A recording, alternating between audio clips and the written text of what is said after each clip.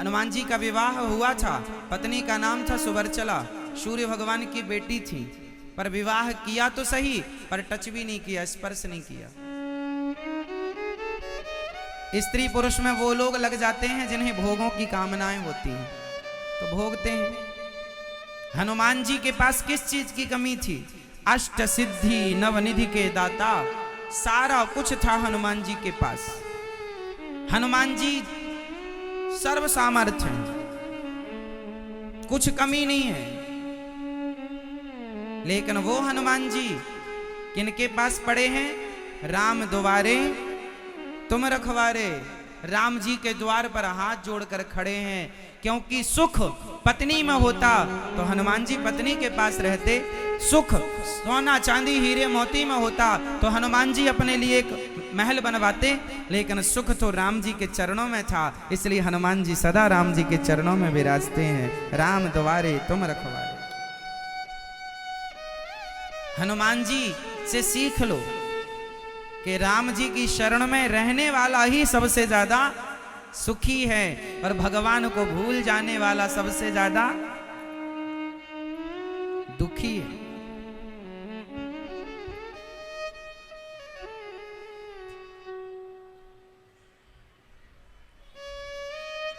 भगवान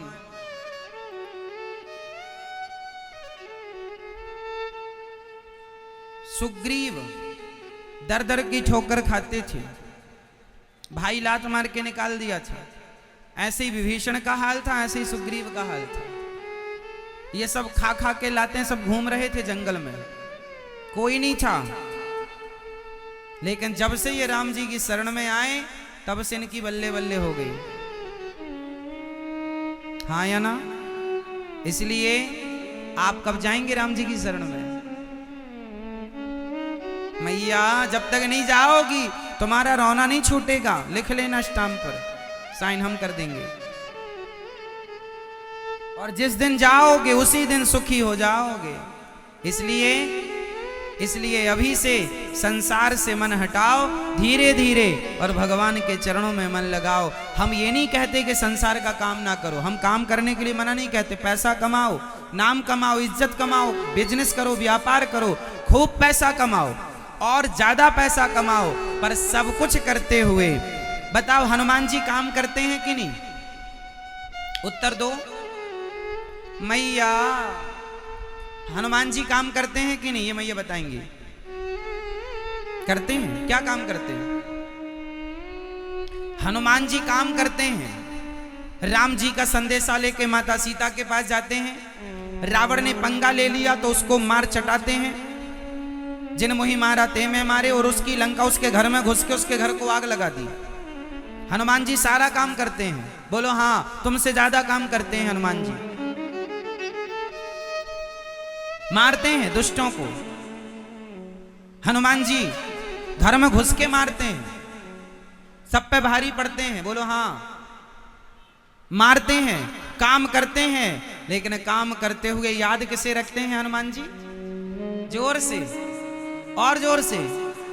हाँ, यही तो हम कहते हैं, तुम भी बिजनेस करो, व्यापार करो, पैसा कमाओ, परिवार के साथ रहो, पर सब कुछ करते हुए याद भगवान को रखो। हिसाब बराबर ठीक है, ठीक चल रही है आपकी गाड़ी। भगवान को भूल जाना सबसे बड़ा दुख है, कष्ट। पैसे में आदमी ऐसे खो जाता है, भगवान को नहीं याद करता। पैसा कमाना बुरा थोड़ी है, पैसा जरूरी है, खूब कमाओ पैसा। जितना भी कमाते हो उससे डबल कमाओ, 4 गुना कमाओ, पर याद रखो। बताओ, विभीषण लंका के राजा बने कि नहीं? बोलो हाँ, जोर से। और राजा बने हैं तो पैसा तो चाहिए ना, अर्थ तो चाहिए, तब तो राज सत्ताएं चलती हैं। तो विभीषण लंका के राजा बन गए, इतना बड़ा राज्य चला रहे हैं, काम सारा करते हैं, पब्लिक से टैक्स उतना लेते हैं जितनी जरूरत है, व्यवस्थित ढंग से न्याय करते हैं, सारा करते हैं, पर याद राम को रखते हैं विभीषण। काम करना थोड़ी, हमारे शास्त्रों ने कभी नहीं कहा कि तुम अकर्मण्य होकर जंगल चले जाओ। जंगल जाने की तो बात ही नहीं है, पत्नी को परिवार को छोड़ने की बात नहीं है। सबके साथ रह करके नाथ सकल संपदा तुम्हारी।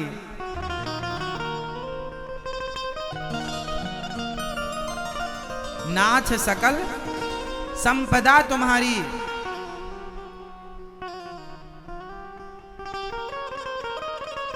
हे प्रभु सब कुछ आपकी है, सब कुछ आपका है। मैं पत्नी पुत्र सब कुछ, मैं समेत सहित सुत नारी, मैं पुत्र परिवार सहित, मैं किसका? आपका। मैं काम पूरा करूं पर भाव ये रखूं कि ये सब कुछ भगवान का है। आप लोग ट्रेन से यात्रा, आप लोग आए किससे थे? ट्रेन से आए हैं? गाड़ियों से? ट्रेन से कभी चले हैं आप लोग? ट्रेन से कभी यात्रा हुई होगी आप लोगों की, कभी तो बैठे होंगे।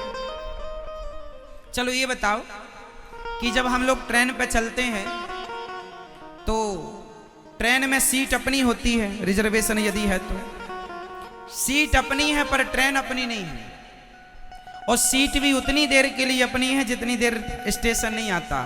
स्टेशन आने के बाद वो अपना, इसलिए एक्चुअली सच्चाई ये है कि वो सीट भी अपनी नहीं है। जिस सीट को अपन थोड़ी देर के लिए अपना मान लेते हैं, वो सीट अपनी थोड़ी देर के लिए है, मान लिया कि अपनी है, पर जितनी देर अपनी माना था उतनी देर के लिए वो अपनी थी नहीं। सीट ने कभी नहीं कहा कि मैं तुम्हारी हूं, हमने कहा कि सीट हमारी है। सीट ने कभी नहीं कहा कि मैं तुम्हारी हूं, सदा हमने कहा कि ये हमारी है। क्यों जी? सही है। जैसे आप ट्रेन पे चढ़ते हैं, सीट पर बैठते हैं, यात्रा आपकी अच्छी है, लेकिन ना वो सीट आप घर ले जाते हैं, ना वो ट्रेन आपकी है। वो केवल एक व्यवस्था है। आप जब ट्रेन में बैठते हैं तो क्या ये फीलिंग आती है कि ये ट्रेन हमारी है? कभी आप में से किसी को ये भाव आया कि ये ट्रेन हमारी है? नहीं, नहीं। ट्रेन हमारी नहीं है, लेकिन हम ट्रेन में बैठे हैं। बोलो हाँ। हम ट्रेन में यात्रा कर रहे हैं, ट्रेन हमें मंजिल तक पहुंचा रही है, लेकिन हम इस घमंड से अलग हैं कि ये हमारी है। उसी प्रकार तुम परिवार में रहो, जिंदगी की गाड़ी में सवार हो जाओ, पर इस गाड़ी को अपनी ना कहो। ये मानो कि ये सरकार की है, मतलब भगवान की है। हम तो केवल अपने गंतव्य तक जा रहे हैं इस गाड़ी में बैठकर, और यात्रा पूरी होते ही, स्टेशन आते ही उतर जाएंगे। बोलो हाँ। जैसे ट्रेन सरकारी होती है, सरकार की है, उसी प्रकार जिंदगी की ट्रेन, जिंदगी की एक गाड़ी, ईश्वर की गाड़ी है ये, और हम सब इसमें सवार हैं यात्रियों की तरह। और यात्री हो और स्टेशन आएगा तो उतर जाना। यात्रा करो, यात्रा का आनंद लो, हंसो मुस्कुराओ, पर ये ना कहो कि ये ट्रेन हमारी, ये गाड़ी हमारी, ये पत्नी हमारी, ये बेटा हमारा। आप लोग उल्टा करने लग जाते हैं। आप क्या कहने लग जाते हैं? ये पत्नी हमारी, ये बेटा हमारा, ये परिवार हमारा। ये तो ऐसे ही हो गया कि आप जिस डिब्बे में बैठे, ये डिब्बा हमारा, ये सीट हमारी, ये ट्रेन हमारी। यदि आप कहें कि ये सीट हमारी, ये डिब्बा हमारा, ये ट्रेन हमारी, तो आप मूर्ख हैं। उसी तरह आप कहें कि ये परिवार हमारा, ये पत्नी हमारी, ये आप कह रहे हैं मूर्ख हैं। सच्चाई और अच्छाई तो ये है कि आप ये कहें कि प्रभु कुछ भी हमारा नहीं, सब आपका। यदि मेरा कुछ है तो गोविंद मेरो है, गोपाल मेरो है, सिर्फ गोविंद मेरा, सिर्फ गोविंद। और ये तो यात्रा, हम सब यात्री हैं। हम सब कौन हैं? कृपया यात्रीगण ध्यान दें। हम सब कौन? कितने दिन की यात्रा है आपकी? जैसे आप वृंदावन आए 7 दिन की यात्रा में, 10 दिन की यात्रा में 7 दिन पूरे होंगे, आप वापस चले जाएंगे। उसी तरह हम सब, कोई 25, कोई 50 साल, कोई 100 साल के लिए यात्रा पे आए हैं, और 100 साल पूरे होते ही आपकी दादी चली गई कि हैं? चली गई ना, यात्रा उनकी पूरी हो गई। आपके दादाजी गए कि हैं? गए ना। कोई 70 साल में चला गया होगा, कोई 80 में, कोई 100 में। क्यों जी? चले गए कि नहीं? तो ये यात्रीगण है, आए थे चले गए। हम भी कौन हैं? हम कौन हैं? यात्री हैं। कितने साल के लिए आए हैं? 25, 50, 75, 100, बस। 100 से ज्यादा क्या? 100 से ज्यादा रह गए ना तो घर वाले रोज कहेंगे, हे भगवान उठा लो, हे भगवान उठा लो। इसलिए हम कौन है मेरी माँ? हम सब कौन? हम सब यात्री हैं परदेसियों से ना अखियां मिलाना। परदेसियों को है एक दिन जाना। हम सब कौन हैं? यात्री, परदेसी। परदेसी आया है तो परदेसियों से ना। आप लोग क्या करते हैं? दिल लगा लेते हैं, फिर रोते हैं उनके लिए। रोना किसके लिए था? भगवान के। मीरा किसके लिए रोई? बताओ, मीरा किसके लिए रोई? किसके लिए? भगवान के लिए। और आप किसके लिए रोते हैं?